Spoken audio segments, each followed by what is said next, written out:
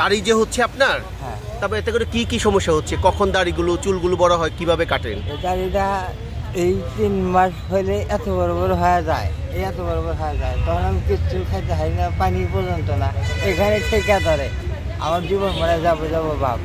কিন্তু আমার তো মানে অপারেশন আগে আমি ভালো ছিলাম স্যার, এখন তো আমি অপসর করে আহ্লা দিস আমাকে অপারেশনটা। কোন মেডিকেলে কে করছিল একটু বলেন? এই যে আমার সিরাজগঞ্জে সে চলে যায়, প্রতি সপ্তাহে 2 দিন থাকে নাজমুল স্যার 2 দিন করে সপ্তাহে সিরাজগঞ্জে থাকে।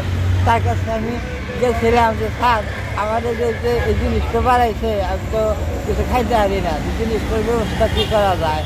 তো সে দেখে আমাকে বললো যে তুমি এলাকার আমার ঢাকা হাসপাতাল যাও, গেলে ওখানে ভর্তি করবো। কোনো স্যার আমার তো টাকা পয়সা নাই, কাজে বেশি টাকা লাগবে না, 14-15,000 টাকা নিয়ে দেবো। ক্যান্সারের বিষয়টা কখন বলছিল? আগে বলে নাই যে আগে ঠিক ছিল? ক্যান্সারের বিষয়টা আমাকে আগে বলে না। আমার মেলা রকমের এক্সো করাইছে, আলট্রাসাউন্ড করাইছে, ইসিজি করাইছে, সব রকমের জিনিস আমার আছে।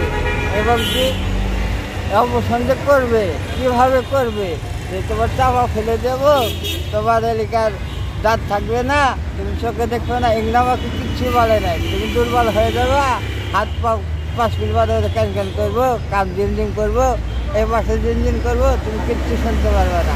মাংসটা কি ভিতর থেকে নিছিল না বাইরে থেকে নিছিল? মাংসটা আমার এখান থেকে নেওয়ার কথা কইছিল, সেখান থেকে না নিয়ে, এখান থেকে না নিয়ে সে গালের মাংস নিয়ে ভিতরে দিছে। গালের ভিতর থেকে নিছিল? গালের মাংস নিয়ে গালের ভিতরে দিছে। গালে বাইরে থেকে নিছিল মাংস? না, গালের ভিতর থেকে। ও ভিতর থেকে নিয়ে ভিতরে দিছে, ওখান থেকে আবার চুল গজাচ্ছে? হ্যাঁ, চুল গজাচ্ছে। আজকে কতদিন হলো এটা? এই যে 1 বছর হলো। 1 বছর ধরে? হ্যাঁ। অপারেশনটা হয়েছিল কি সিরাজগঞ্জে? অপারেশনটা ঢাকা আসার অপারেশন হয়েছিল। ঢাকায় কোন হাসপাতাল? ক্যান্সার হাসপাতালে। ক্যান্সার হাসপাতাল। হ্যাঁ, নাজমুল স্যার করছিল। নাজমুল স্যার? হ্যাঁ, নাজমুল স্যার। বছরখানেক আগে না? হ্যাঁ, বছরখানেক আগে। তারপর আপনি এটা সে জানাইছেন? হ্যাঁ, তাদের জানাইছি, সে আমাকে 2-3বার কেটেও দিছে। কেটে দিছে? হ্যাঁ, দাড়িটা সে কেটেও দিছে, এবং কি আমার ওই 500-1000 টাকাও দিছে। সে টাকা দিছে আপনাকে? টাকা দিছে, কিন্তু বললাম স্যার আমাকে টাকা দিতেছেন ঠিক আছে, কিন্তু আমি তো কর্ম করতে পারতেছি না, তাহলে আমার এই জিনিসটার কোনো গোস করে দেন, দাড়ি যাতে কোনদিন না বাড়ায়। ওরা ভুল করছে যে এটা কি স্বীকার করছে যে আমরা আমাদের ভুল হয়ে গেছে?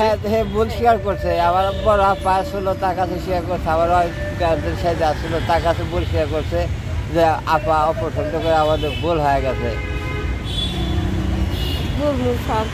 আমি ওনার যে দাড়ি হয়েছে, এখন দাড়িগুলো কিভাবে কয়দিন পরে পরে কেটে দেন, কিভাবে কাটা হয়? 3 মাস পর পর কেটে দেওয়া, 2 মাস পর পর কেটে দেওয়া, এই কেসি দিয়ে কাটা দিই, তাও লিখে জপুট করে পড়ে যায়, গলা মুখ চলে যায়, চুল ঢুকে যায় মুখের ভিতরে? চুল ঢুকে যায় মুখের ভিতরে। টিস্যু পায়ে দিতে টিস্যুর কাম হয় না,